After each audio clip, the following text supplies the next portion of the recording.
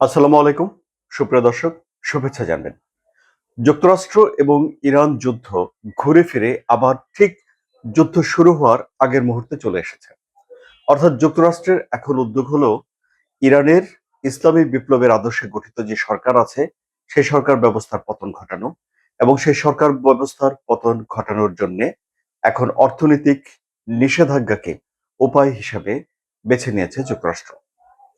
তাহলে এই যে এতদিনের একটা যুদ্ধ হলো, এই যুদ্ধে ক্ষয়ক্ষতি, যুক্তরাষ্ট্রের এই যে গোলাবারুদের টান পড়া, এত কিছু হয়ে গেল।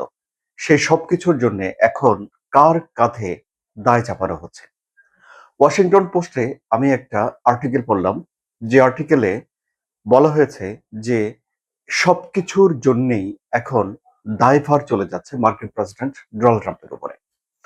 সুপেরিয়র রেসপন্সিবিলিটি বলে একটা কথা আছে, যে সবকিছুর দায় বসের উপরে গিয়ে পড়ে। তো এই যুদ্ধের দায় ট্রাম্পের উপরে গিয়ে পড়ছে, এটি কি তার সুপেরিয়র রেসপন্সিবিলিটি? না। স্পেসিফিক কিছু রিজন দেখিয়ে, স্পেসিফিক যুক্তি দিয়ে ওয়াশিংটন পোস্ট এই প্রতিবেদনটি করেছে এবং প্রমাণ করে দিয়েছে যে কেন এবং কিভাবে এই সব কিছুর দায়ভার ডোনাল্ড ট্রাম্পের কাঁধে পড়ে। আমি আপনাদেরকে সেই যুক্তিগুলো, সেই বিষয়গুলোই ব্যাখ্যা করে জানাবো। আমি আরওয়ার সাদি আপনাদের সঙ্গে রয়েছে। 28শে ফেব্রুয়ারি মারে লাগাতে ডোনাল্ড ট্রাম্প একটা তহবিল সংগ্রহ অনুষ্ঠানে ছিলেন। সেখানে হন্তদন্ত হয়ে ছুটে গিয়েছিলেন তার মধ্যপ্রাচ্য বিষয়ক বিশেষ দূত স্টিভেন উইটকফ। উইটকফ ডোনাল্ড ট্রাম্পকে জানালেন যে ইসরায়েলের হামলায় ইরানের সর্বোচ্চ ধর্মীয় নেতা আয়তুল্লাহ আলী খামেনি মারা গেছেন। ডোনাল্ড ট্রাম্প উল্লাসে ফেটে পড়েছেন ওখানে এবং তিনি বলেছেন যে উপস্থিত যারা আছেন তাদেরকে যেন এই খবরটি তড়িঘড়ি জানানো হয়। ওই অনুষ্ঠানে সবাইকে এই খবরটি জানানো হয়েছিল এবং সবাই করতালিতে ফেটে পড়েছিল।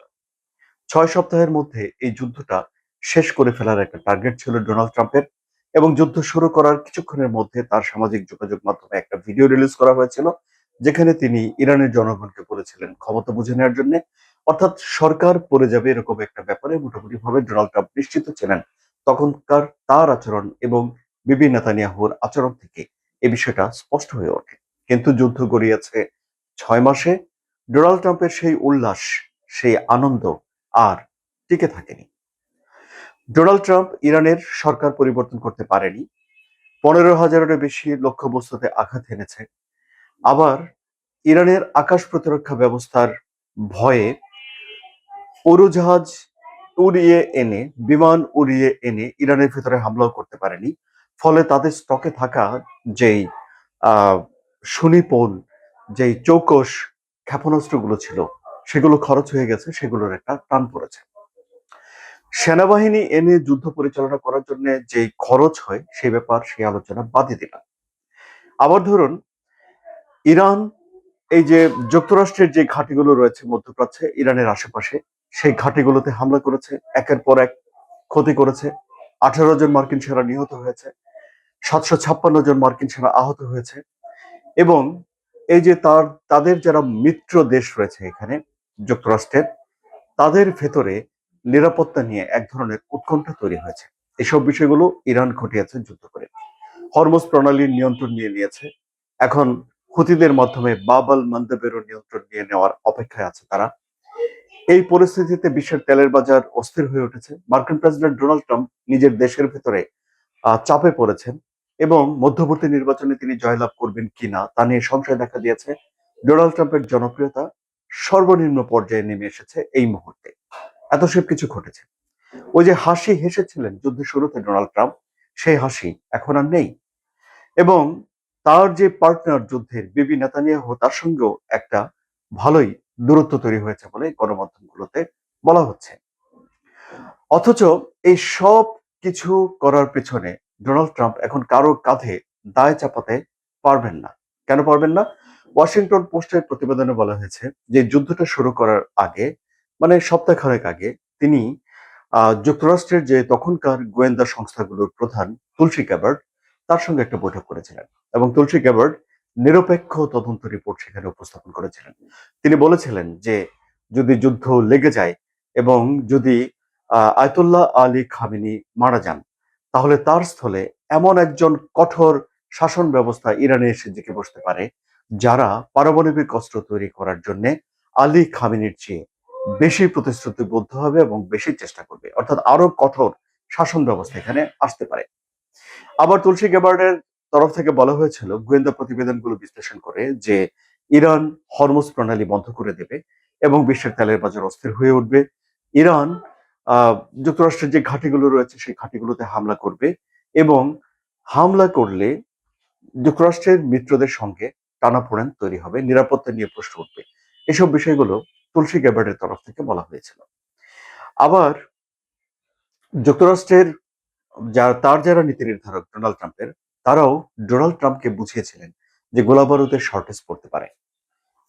এখন ডোনাল্ড ট্রাম্পকে অবশ্য ইসরায়েলের প্রধানমন্ত্রী বিবি নেতানিয়াহু, এই ওয়াশিংটন পোস্টের প্রতিবেদনে বলা হয়েছে, বুঝিয়েছেন যে ইরান গত 50 বছরের মধ্যে সবচেয়ে দুর্বল এই মুহূর্তে রয়েছে। কারণ ইরানে এর তখন একটা আন্দোলন চলছিল, লোকজন অর্থনৈতিক সংকটের কারণে রাজপথে নেমে এসেছিল, ব্যবসায়ীরা আন্দোলনে নেমেছিল, আপনাদের মনে আছে সেগুলো নিশ্চয়ই। তো বিবি নেতানিয়াহু বলেছিলেন যে ইরান এখন সবচেয়ে নাজুক মুহূর্তে রয়েছে, এখনই সময় ইরানের পারমাণবিক কর্মসূচিগুলোকে ধোলাই মিটিয়ে দেওয়ার এবং ডোনাল্ড ট্রাম্পকে শান্তির সপক্ষে একজন শক্তিশালী নেতা হিসাবে, শান্তির দূত হিসাবে বিশ্বব্যাপী আবির্ভূত হওয়ার জন্য। এবং ডোনাল্ড ট্রাম্প অনুপ্রাণিত হয়ে ইরানে হামলা করে বসেছেন। প্রতিবেদনে বলা হয়েছে যে তার যে যুদ্ধমন্ত্রী পিট হ্যাগসেট এই ডোনাল্ড ট্রাম্পের আক্রমণের পক্ষে ছিলেন। অর্থাৎ উপসংহারে যা বলা হয়েছে সেটি হলো যে ডোনাল্ড ট্রাম্পের সামনে নিরপেক্ষ তথ্যগুলো ছিল, দুই পক্ষের তরফ থেকেই তথ্য ছিল, আক্রমণ করার পক্ষেও তথ্য ছিল, আক্রমণ করার বিপক্ষের সতর্কবাণীগুলোও ছিল। এই সব কিছু বিচার বিবেচনা করে সিদ্ধান্ত নেওয়ার কথা প্রেসিডেন্টের সিদ্ধান্তের উপরে আর তো কোনো কিছু করার নেই। কিন্তু তিনি কি সিদ্ধান্ত নিলেন তা তো আমরা দেখতেই পেলাম, এবং সেই সিদ্ধান্তের ফলাফল কি তাও তো আমরা এখন দেখতেই পেলাম। সর্বশেষ এখন যুক্তরাষ্ট্র ইরানের উপরে অর্থনৈতিক নিষেধাজ্ঞা আরোপ করেছে, চীন যার বিরোধিতা করে ফেলেছে অলরেডি। ফলে আবারও যুক্তরাষ্ট্র ইরানের সরকার পরিবর্তন করার প্রথম ধাপে ফিরে গেল। অর্থাৎ যুক্তরাষ্ট্র এবং ইরান যুদ্ধ পরিস্থিতি 28 ফেব্রুয়ারির আগের ধাপে পৌঁছে গেল। এই চক্র চলতেই কি থাকবে? এটাই এখন বড় প্রশ্ন। আলোচনা কেমন লাগলো? যদি ভালো লাগে তাহলে লাইক, কমেন্ট, শেয়ার করবেন। জিও পলিটিক্সের জটিল সব বিষয়গুলো সহজে বোঝার জন্য সাবস্ক্রাইব করে চ্যানেলের সঙ্গে থাকবেন। ধন্যবাদ সবাইকে।